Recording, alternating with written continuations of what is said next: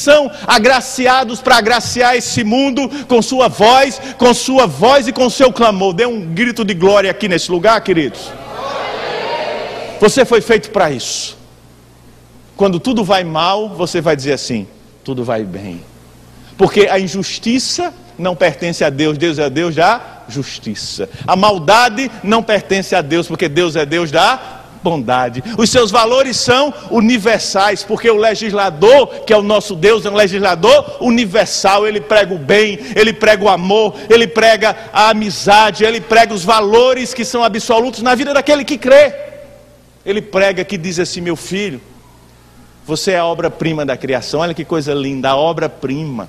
E você se achando que é algo que é sem valor e desconsiderado. Jeremias capítulo 1, versículo 8 diz assim, queridos: foi ordenado que você tenha coragem e menospreze o medo. Não temas diante deles, porque eu sou contigo para te livrar, diz o Senhor.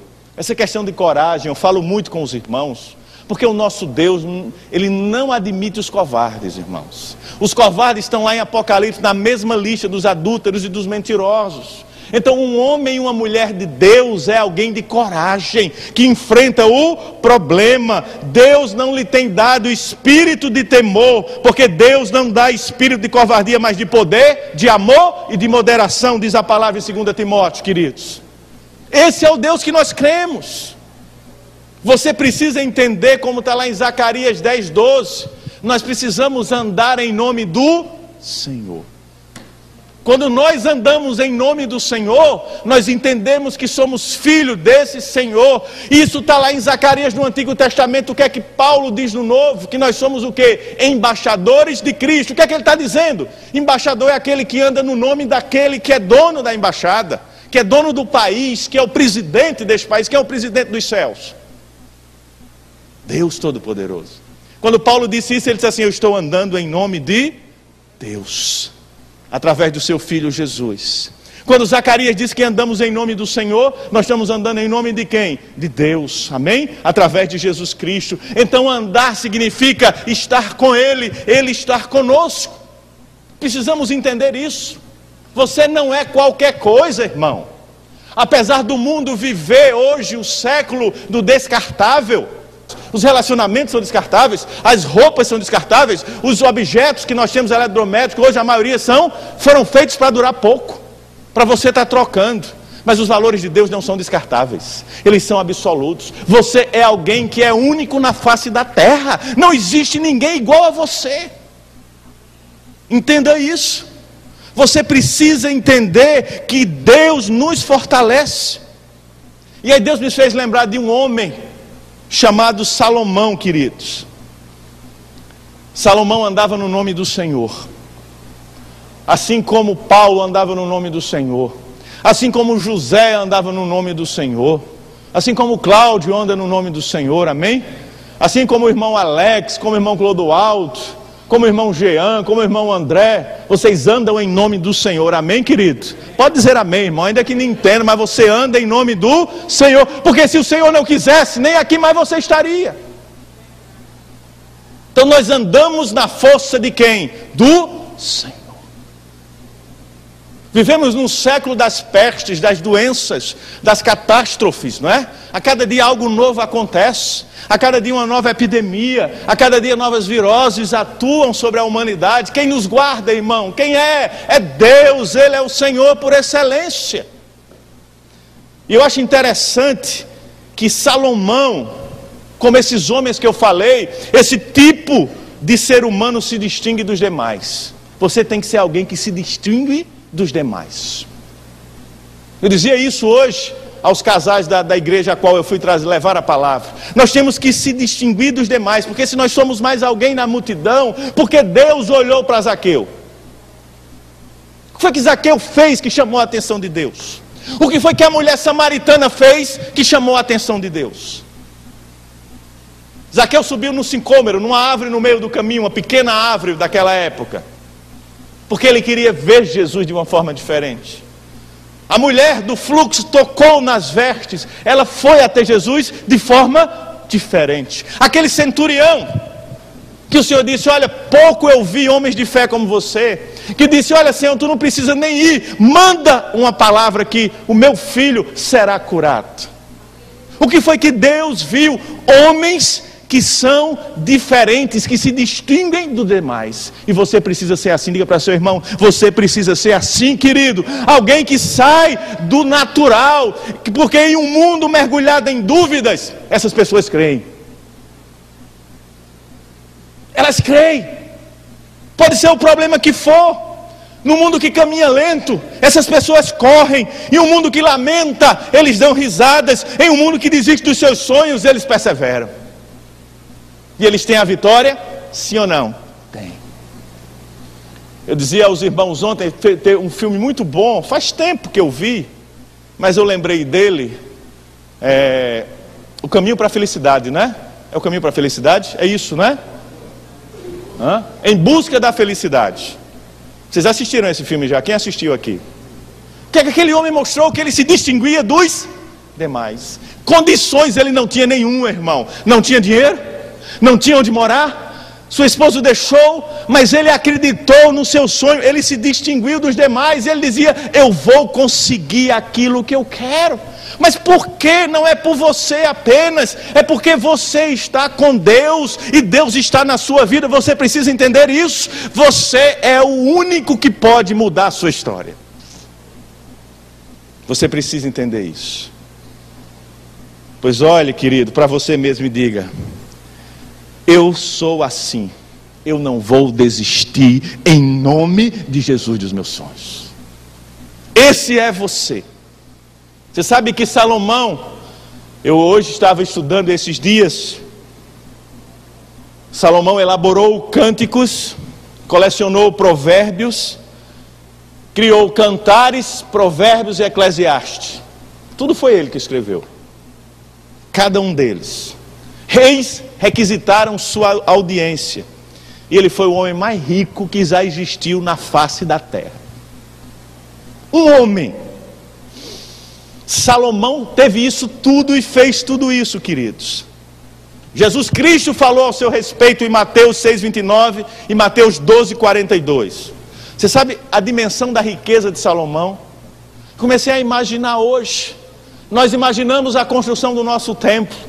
E Deus me fez lembrar deste homem. Olha, a Sociedade de Arquitetos, cadê Rodolfo aqui, o nosso engenheiro, de Illinois, nos Estados Unidos, em 1929, quase o quê? 80 anos atrás, realizou um estudo extensivo e meticuloso a respeito do templo construído por Salomão. Embora essa pesquisa tenha se realizado há quase 80 anos atrás, os peritos estimaram o valor daquela obra em 87 bilhões de dólares.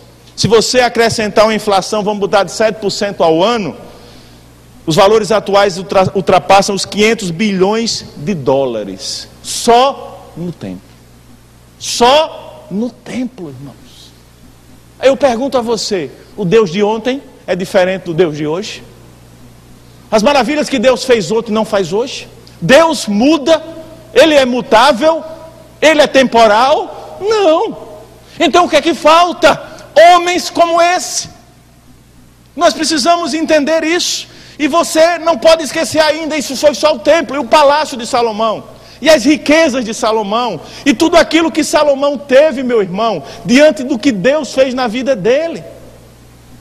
Eu quero que você abra a palavra do Senhor.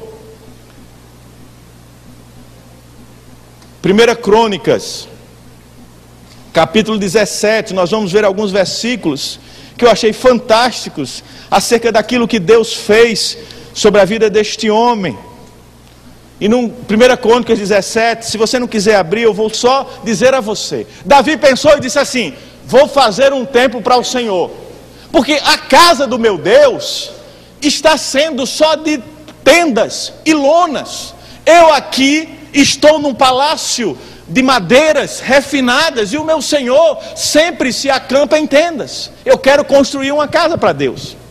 E aí Deus fala ao profeta Natã e diz assim, Natã, diga ao meu servo Davi que ele não vai construir a casa. Por quê?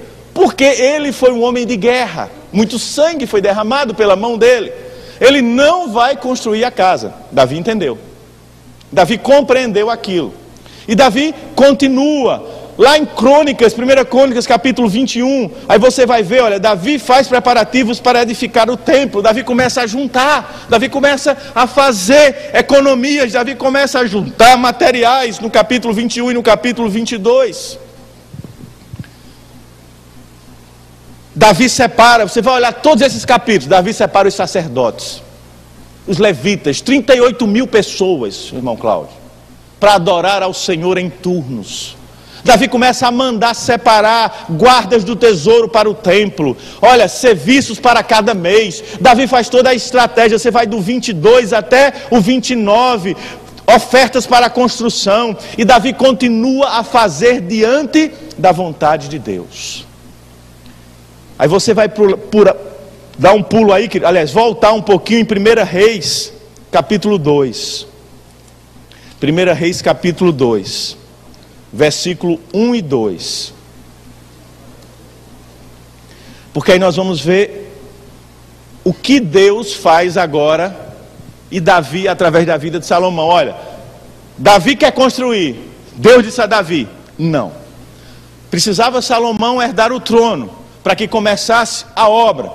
E aí no capítulo de 1 Reis, você vai ver, 1 Reis capítulo 1, tem o que?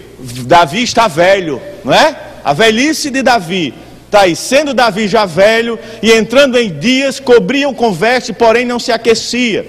Mas você não vai ler esse versículo. Então disseram seus servos, busquem para o rei uma moça virgem, que esteja perante o rei, tenha cuidado dele e durma no seio de Davi, para que ele se esquente. Aí você pula agora para o capítulo 2. Davi dá conselhos a Salomão e morre. Capítulo 2, versículo 1. E aproximaram-se os dias da morte de Davi, e deu ele ordem a Salomão seu filho, dizendo, eu vou pelo caminho de toda a terra, esforça-te, pois, e sê homem, guarda a observância do Senhor teu Deus, para andares nos seus caminhos, e para guardares os seus estatutos, e os seus mandamentos, e os seus juízos, e os seus testemunhos, como está escrito na lei de Moisés, para que prospere tudo quanto fizeres, para onde quer que fores. Olha que coisa maravilhosa. Ele repetiu o quê? Aquilo que Josué, o Senhor disse a Josué no capítulo 1. Ele está repetindo aqui para o seu filho. Ele está repetindo aquilo que ele aprendeu. Ele está dizendo, olha meu filho, Salomão, você só vai ser grande se você cumprir o quê? Os estatutos, porque o Espírito de Deus já está em você, mas a sua parte, quem tem que fazer, quem é? Diga para seu irmão, é você meu irmão. Quem tem que mergulhar, quem tem que conhecer, quem tem que trazer as promessas, é você. Salomão foi o que foi, porque ele entendeu isso. Quando Deus esteve com ele, porque se vocês continuarem, vocês vão ver que Adonias, seu irmão, quis tomar o trono. Deus já tinha dito a Davi, não foi Davi, Deus tinha dito a Davi que quem ia construir a casa era Salomão. Davi já estava perto da morte.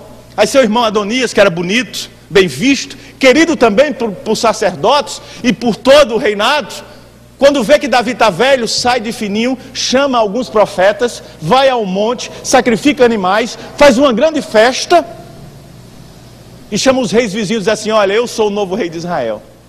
E aí o profeta Natã, o próprio profeta que acusou Davi, lembra, com Betsabe, chega a ele e diz assim, vai, a sua mulher Betsabe diz assim, olha Betsabe, Adonias está preparando uma armação para ser rei, mas o rei Davi disse que o rei é teu filho Salomão.